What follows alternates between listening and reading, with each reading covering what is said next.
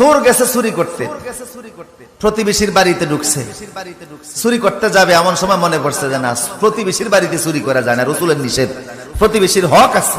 হাসরের ময়দানে যদি আল্লাহ আমারে জিজ্ঞেস করে প্রতিবেশীর হক আদায় তো করলি না, চুরি করতে গেছিস, আমি কি জবাব দেব? চুরি করা যাবে না, চলে গেছে।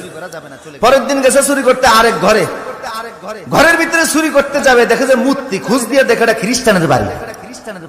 আরে যিশু খ্রিস্টের মূর্তি এই বাড়িতে, বুঝে গেল খ্রিস্টান, বিদুর্মীর ঘরে আমি মুসলমান চুরি করব, এটা হয় নাকি? বিদুর্মীর ঘরেও চুরি করলেন না। এরপরে গেছে আরেক ঘরে, যে দেখে ওই ঘরে মূর্তির সংখ্যা আরো বেশি, এটা নমস্কারের ঘর, হিন্দুদের ঘর। ভাবলেন এই ঘরে তো আরো চুরি করা যায় না, ওরা মুশরিক। এরপরে চিন্তা করলেন না না, একটু দূরে যাই।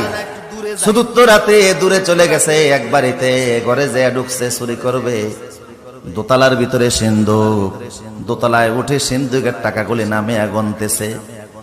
গণার সময় দেখে কিছু টাকার উপরে লেখা আছে এটা হালাল টাকা, এই টাকা যাকাত দেওয়া হয়েছে। কিছু টাকার গায়ে লেখা এটা অবৈধ টাকা, এই টাকা যাকাত এখনো দেওয়া হয় নাই। চোর চিন্তা করে চুরি যখন করবো তো হারাম টাকা চুরি করে লাভ কি, হালাল টাকাই করি যেটা যাকাত দেওয়া হয়েছে। এখন যাকাত দেওয়া টাকা সে গণতেছে। আপনারা কি মনে করেন ওর গণার কারণে সময় কি স্টপ থাকবে না? সময় চলতেছে। কিছুক্ষণ পরে দিছে ফজরের আজান।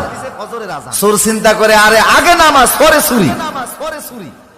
এখন চিন্তা করে নামাজ পড়তে গেলে তো আজান দেওয়া লাগে, আজান ছাড়া আবার নামাজ হয় কি করে? নিজেই ঘরের দোতলা দাঁড়িয়ে আজান দেওয়া শুরু করছে।